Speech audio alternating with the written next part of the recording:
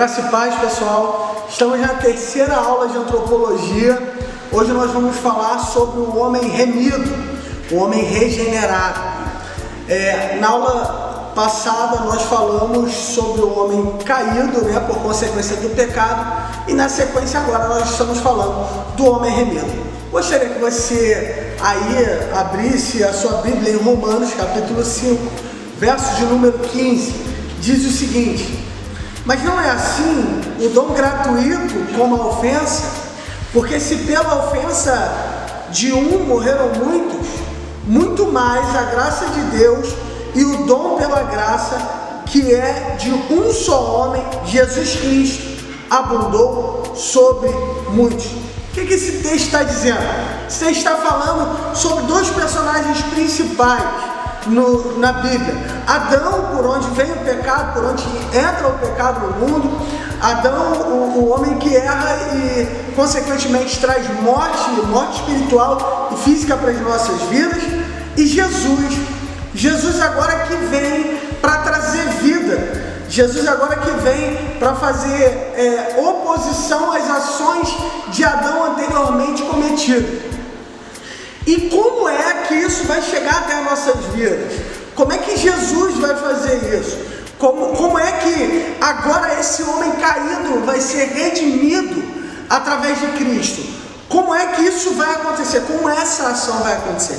É isso que nós vamos falar aqui. Isso tem muita relação com a salvação, porque agora esse homem caído, ele vai ter condição de acessar a salvação. E a salvação, ela tem três aspectos principais. E quais são eles? A justificação, a regeneração e a santificação.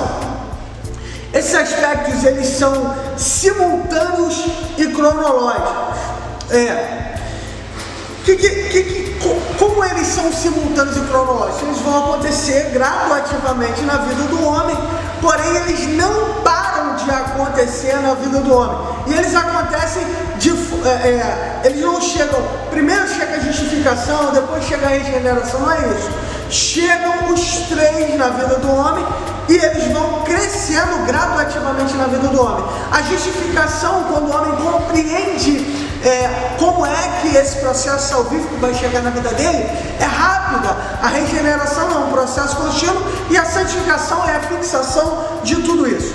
Nós precisamos alimentar a cada dia esses três aspectos na nossa vida. E eu queria que você gravasse isso: justificação, regeneração e santificação. O que é a justificação? Justificação é o ato de que, ainda que culpado, o indivíduo tem o perdão de sua pena original, através de uma alegação em seu favor.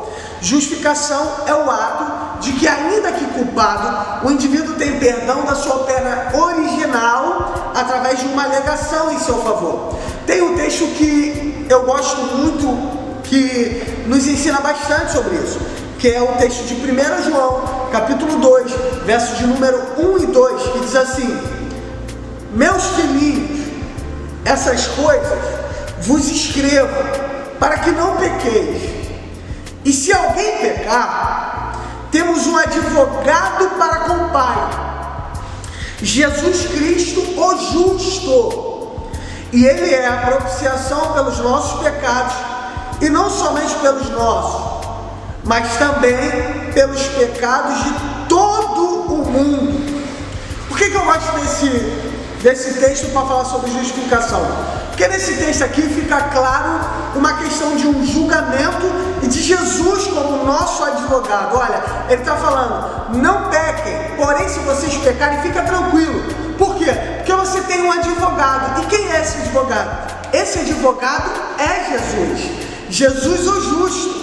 E ele é advogado e faz propiciação, ele faz com que os nossos erros não sejam visíveis ao juiz. É isso, a propiciação é isso.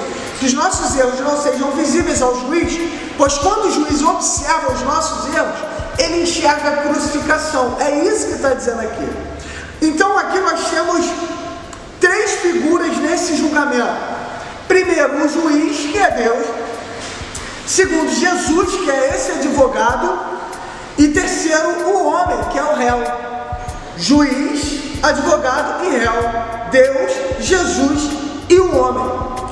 Essas três figuras, elas estão englobadas nesse texto aqui. Por quê? Porque quando Deus, como juiz, analisa o homem, ele enxerga a alegação do advogado. E como ele enxerga a alegação do advogado? A alegação do advogado é a crucificação, o sacrifício que é a paga pelos nossos pecados. Isso se chama justificação. O ato de que, ainda que culpado, o indivíduo tem perdão de sua pena original através de uma alegação em seu favor. A nossa alegação é a crucificação de Cristo. A justificação, ela não pode ser comprada. Romanos 1,17 diz o seguinte: porque nele se descobre a justiça de Deus de fé em fé, como está escrito, mas o justo viverá pela fé. Todo mundo conhece esse texto por conta de Martinho Lutero, né? É o texto temático aí da Reforma Protestante, através de Martinho Lutero. A justificação, ela é um prêmio para os que têm fé em Jesus. Isso é importante saber. A nossa justificação, ela está baseada em Jesus e não tem outra forma de ser justificado. Romanos capítulo 3, verso 26 diz: para demonstração da sua justiça neste tempo presente, para que ele seja justo e justificador daquele que tem fé em Jesus.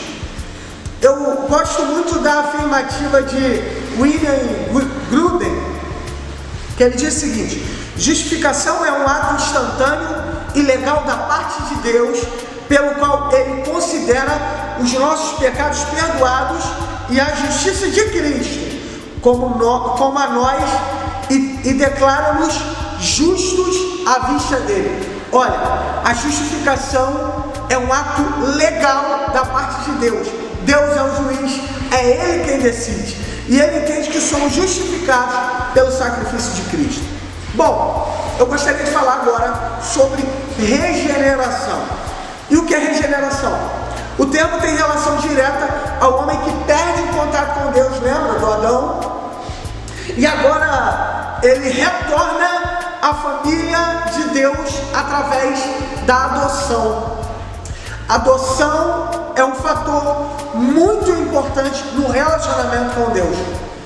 Observe só, João capítulo 1, versos de número 12 e 13, diz o seguinte: contudo, aos que receberam, aos que creram em seu nome, deu-lhes o direito de se tornarem filhos de Deus, aos quais não nasceram por descendência natural, nem pela vontade da carne, nem pela vontade de algum homem, mas nasceram de Deus.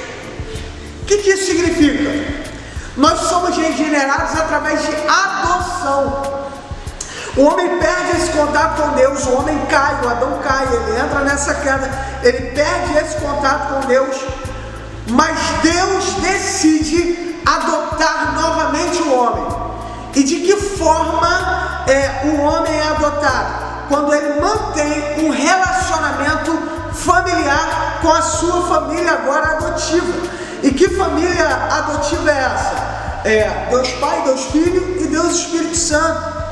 Quando nós mantemos esse relacionamento, automaticamente nós adquirimos experiência familiar a ponto de sermos regenerados.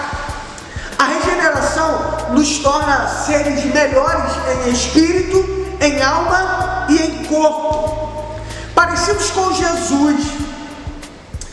Mas será que nós podemos ser parecidos com Jesus? Olha só, 1 Pedro capítulo 1, versos de número 15 e 16, diz assim: mas como é santo aquele que vos chamou, sedes vós também santos em toda a vossa maneira de viver. Porquanto está escrito: sede santo, porque eu sou santo. Tiago capítulo 1, verso de número 18.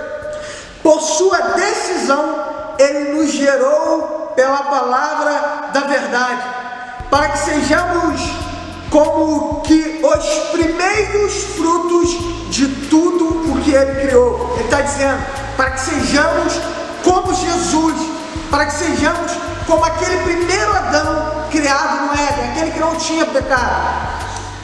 1 Pedro, capítulo 1, verso de número 3. Bendito seja o Deus Pai de nosso Senhor Jesus Cristo, conforme a sua grande misericórdia, Ele nos regenerou para uma esperança viva, por meio da ressurreição de Jesus Cristo entre os mortos. Mas como nos regenerar? Antes nós estávamos mortos e agora ganhamos vida. Ele nos dá vida em abundância. Efésios capítulo 2, versos número 5 e 6 diz: deu-nos vida juntamente com Cristo, quando ainda estávamos mortos nas transgressões, e pela graça vocês são salvos. Deus nos ressuscitou com Cristo e Ele nos fez assentar nos lugares celestiais em Cristo Jesus. Como a regeneração acontece na nossa vida? A regeneração ela é marcada por mudanças na nossa vida. Que mudanças são essas? É quando eu abandono quem eu sou para me tornar quem é Jesus. Quando eu abandono aquilo que eu tenho para adquirir aquilo que Jesus me dá. Quando eu abandono os meus ensinamentos humanos e tradicionais para abrir recepção aos ensinamentos de Cristo. Isso é regeneração. Regeneração não é mudança. Eu gosto de falar da história da lagartixa.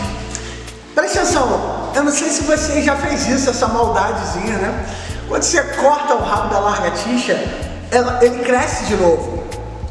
Quando você promove uma lesãozinha na sua pele, uma lesão superficial na sua pele, a sua pele cresce de novo. Isso é regeneração. E o interessante é que quando a sua pele cresce de novo, ela não cresce da mesma forma como está a mais antiga, a mais velha. Ela cresce uma pele nova. E é exatamente isso que é a regeneração de Deus em nós. A regeneração, ela vai abranger o homem nas suas três partes: corpo, alma e espírito. Como assim eu vou ser regenerado no corpo, na alma e no espírito? É simples, é você entender que o Espírito de Deus ele está em nós e ele modifica características em nós. Ele vai modificar a minha alma, ele vai modificar o meu espírito e consequentemente o meu corpo vai responder mediante as ações da alma e do espírito. É importante entender que a regeneração ela é completa no homem. Tem pessoas que vivem uma regeneração parcial. A regeneração do espírito, estou com o espírito regenerado, né? Estou com o espírito vivificado, mas existem problemas na alma. Sua alma também precisa ser regenerada. Sua alma também precisa se voltar para aquilo que Jesus é, para aquilo que Jesus deseja.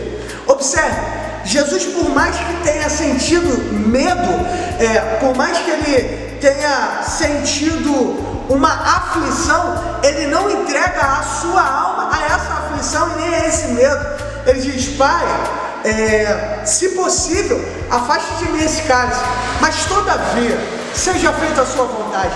Eu até estou com medo, mas o medo não muda quem eu sou. Isso é regeneração da alma. O que é regeneração no espírito? A regeneração do espírito é você que antes tinha um espírito dobre, você que antes tinha um espírito volúvel, hoje você tem fé e certeza naquilo que você crê. O espírito que habita em você não é o teu espírito duvidoso mais, mas o espírito de Deus em você. Isso é ser regenerado no espírito, é abrir mão do seu espírito que é duvidoso e fraco para recepcionar o Espírito Santo de Deus, esse espírito que é tão forte em nós. E no corpo? O corpo ele sofre o resultado da regeneração da alma e do espírito. E esse resultado ele é notório. Por quê? Você lembra do texto que diz como é que é? Aformoseia o rosto, né? Um coração alegre, se eu não me engano, aformoseia o rosto. O texto diz isso por quê? Porque se o coração está alegre, a minha alma está alegre. E o resultado é o meu corpo corresponder a essa alegria. E que alegria é essa? É a formosear o meu rosto, é a alegria ser exposta no meu rosto. E como é que eu posso sentir alegria em momentos de aflição? É porque a nossa alegria não está baseada naquilo que vivemos. Como somos regenerados, nossa alegria está baseada em Jesus. É quando todos estão aflitos, mas você sente paz, porque a tua paz é a paz que excede todo o entendimento. Isso é ser regenerado, essa regeneração que nós precisamos viver. Que regeneração é essa? Abandonarmos quem somos para nos tornar aquilo que Jesus é, ou semelhantes a Jesus. Eu gosto muito do Paulo dizendo: sedes meus imitadores como eu sou de Cristo. Ele está dizendo, bom, nós estamos falando de Paulo. Paulo é o cara que perseguia a igreja. Paulo é o cara que tinha autoridade para fazer as atrocidades que ele fazia com cristãos. Mas agora ele está dizendo o seguinte: olha, anteriormente eu era o que eu era, mas hoje eu sou mudado. Eu sou tão mudado que você que é cristão, que um dia eu persegui, você precisa fazer o que eu faço. É isso que ele está dizendo. E ele diz: sede meus imitadores como eu sou de Cristo. E por que ele tem essa certeza de que alguém pode imitar a ele? Porque ele imitava Jesus. Isso é regeneração. Vou falar da última parte aqui, que é a santificação. Observe, Hebreus capítulo 12, versos de número 14 e 16.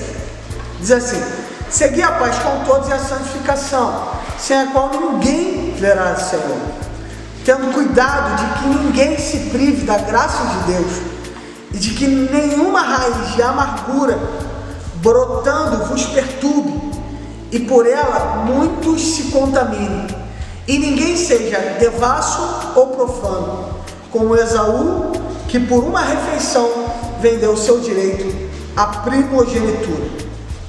Aqui o autor dos Hebreus qualifica a santificação como um bom comportamento na sociedade.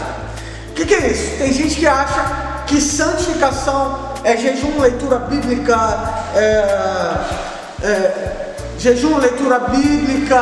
oração. Não que esse não seja um processo de santificação. Esse é um processo de santificação para fortalecimento do seu espírito. Só que a santificação, a palavra santo significa se separado. E se separar de que forma? Ser qualificado como alguém diferente. É isso que o autor dos Hebreus está dizendo. Não seja ninguém profano e nem devasso. E nem deixe com que no seu coração brote uma raiz de amargura. Por quê? Porque santificação é ter bom comportamento social. Santificação é ser diferente dos demais. Santificação é entender de quem você é filho e com quem você tem que se parecer. Isso é santificação. É óbvio que ler a Bíblia, orar, jejuar vai facilitar muito no seu processo de santificação. Mas a confirmação da mudança daquilo que você precisa viver é a santificação genuína. Santificação, quando alguém olha para você, espera algo de você e você faz algo contrário àquilo que a pessoa está pensando, em favor de se parecer com Jesus. Sede santo como aquele que vos chamou. O homem, ele, quando é remido, quando ele é regenerado, ele precisa passar por todos esses processos. A santificação, ela pode ter 3 aspectos. Primeiro, santificação progressiva, santificação através do outro e santificação para viver em sociedade. Santificação progressiva, porque tudo que eu vivi hoje, amanhã eu preciso viver algo além. Eu não posso parar do que eu vivi hoje. Amanhã eu preciso me santificar em outras questões. Santificação através do outro é porque eu enxergo o outro como um desafio para que eu seja melhor. E santificação para viver em sociedade é porque a minha santificação vai constranger outras pessoas a serem também santos. Deus abençoe sua vida. Até a próxima aula.